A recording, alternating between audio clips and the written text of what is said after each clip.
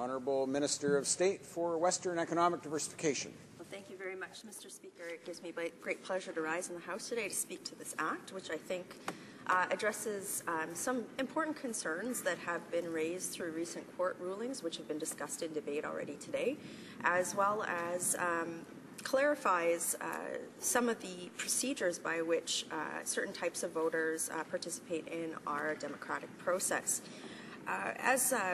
As the debate was going on today, I had the opportunity to listen to a few of my colleagues' concerns, some of the technical questions that were raised, and I'd like to use the bulk of my speech to try and address some of the concerns that I think were raised in the House today. So first of all, I was very pleased to hear that I think that there was some general consensus on the need to remedy the fact that, according to Elections Canada, there's approximately 40,000 non-citizens on our voter list at present. One of my colleagues from the Liberal Party from Winnipeg North, I believe, just asked what some of the recommendations were. I believe that this was a particular fact that was brought forward by Elections Canada, and there seems to be consensus in the House that the sharing of information between Citizenship and Immigration and Elections Canada to ensure that only those who are eligible to vote per our country's legalities are actually on the voters list. So I think that's a very positive thing.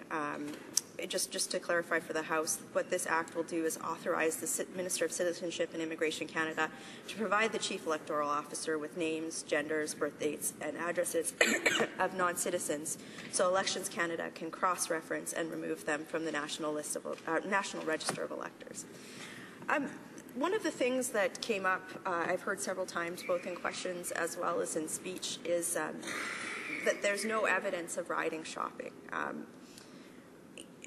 First of all, I have to say, I want to go back a little bit, because throughout this Parliament, we've actually had some fairly substantial debates in this House. I believe we're even going to be talking about it later today with the Reform Act, about how the electorate ties into its local representative. And I think that that's a very worthy debate. How do elected representatives function in this place? How do we do our jobs? And then what is that tie between the electorate and the elected representative? So I think that we need to ensure that that particular relationship is enshrined in our legislation and protected, because the reason why we have 308 members of Parliament here, Mr. Speaker, is to recognize the fact that there are different interests in different communities in this great country of ours, this great vast country of ours. So the question becomes, how do we make sure that that integrity of that relationship is maintained? And the context of this Act, I think, addresses that. So going back to that riding shopping phenomenon, my question to the House is, like, how do we not know that's happening? Because right now there's no verification process for electors living abroad under the international list of electors, as well as because there's no process in place, there's no audit procedure to ensure that compliance rules are being followed.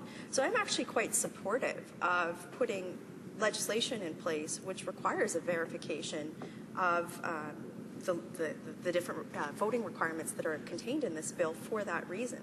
It will ensure that those who are abroad have a tie into their elected representative, as well as ensures that there's a verification of process that every other Canadian citizen who's participating in the voting process has to follow. And so just to clarify again, what we've put forward as a government is we're saying that the Citizen Voting Act will ensure that Canadians living abroad follow the same rules as those living in Canada. The bill will require they prove the identity and most recent Canadian address using the same documentations as voters do who live in Canada under the Fair Elections Act. I was pleased to hear my colleague from Toronto, Danforth, earlier today. He said, he stated that there is actually, it's relatively easy, I believe was the term he used, for attestations to occur under the amendments that were made in C-53. This attestation procedure will continue to exist under this particular Act.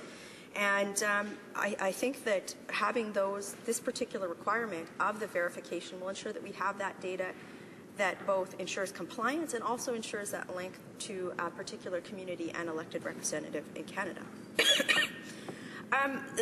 There was a bit of a discussion as well about ballots going to the wrong address and if this was a real problem or not.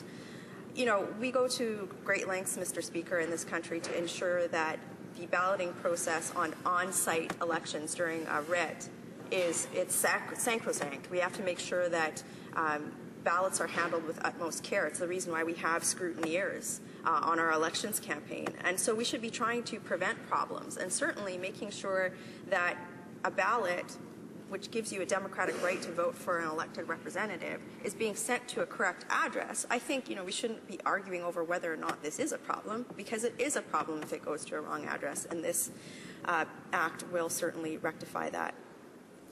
With the criticism that there'll be no time for Elections Canada to adapt the new rules, I think the 60-day coming into force period was discussed earlier today as well. I think the House needs to understand that what is being proposed in this particular act is an extension of existing procedures, not the reinvention of a wheel. So I know when I work with my department officials, I always love to give a shout out to the hardworking public servants within WD Canada. We work towards a goal. We say, what is the legislative requirement? Certainly, I think that's one of the most important roles of the public service, to implement and execute directions from government. And we try and put together a project plan, and we put resources around that, and we make sure that we have a plan in place to execute per the need of the government direction. And I think that there certainly is a clearly defined need to have this implemented, given that the ruling that came, the Frank ruling that came out adds approximately 1.4 million people to our voting list. So we need to ensure that there are procedures in place in short order to protect the integrity of the voting process in Canada. And certainly, I think through committee debate, rather than just saying this can't be done without any specific reason why, I would hope that as parliamentarians we would look at ways to make this happen, given the need that's been precipitated out of this ruling. The families of diplomats issue came up. Look, the Canada Elections Act has always very clearly spelled out who is exempt from the different requirements for out-of-country voting, and the Canada Elections Act applies for it applies a separate set of rules for Canada, for our members of our armed forces. Certainly, they are under different circumstances than many of those who are living abroad. They're deployed in short order. Sometimes they don't know how long they're going to be overseas or where they're going to be. And we want to ensure that the men and women of our armed forces have every right to participate in the democratic process. That's why there are separate rules for them. But certainly, I think it's worth re-emphasizing that what this act does is put in place a set of rules for voting overseas that's consistent among voters across the country. Even if you're on vacation, or if you're a snowbird, or now if you've moved abroad, we'll have one very similar set of rules so that can be applied across the board, Mr. Speaker. And I think that's a positive thing. So if we've got people that are on vacation that can apply to the special that have used the special balloting rules without incident for a long period of time, I think it's reasonable to say that those rules can be extended to others, especially those who have been out of the country for a certain period of time. There was some debate as well about whether the requirement of identification from a Canadian source, whether this will disenfranchise voters. We've had this argument through C-53, and I think that there was, I would hope, some consensus that the 39 forms of identification which are listed on Elections Canada as eligible pieces of identification. And this is a very robust, comprehensive list. This set of identification also is pertinent to this particular act, Mr. Speaker. And I think that this in no way disenfranchises people. There are 39 forms of ID. Surely there is something on that list that can be showed to meet the requirements in this act. As well, I'm sorry, Mr. Speaker, I'm also suffering from the pestilence that's set upon this House, that there won't be enough time for people to register and to get their ballot and vote. People already do this, Mr. Speaker, with the special ballot rules.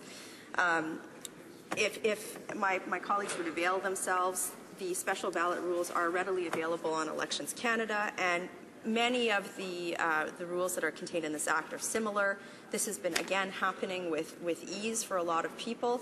And, I just out of curiosity, I went onto the Canada Post website. How long does it take for a letter to reach its destination?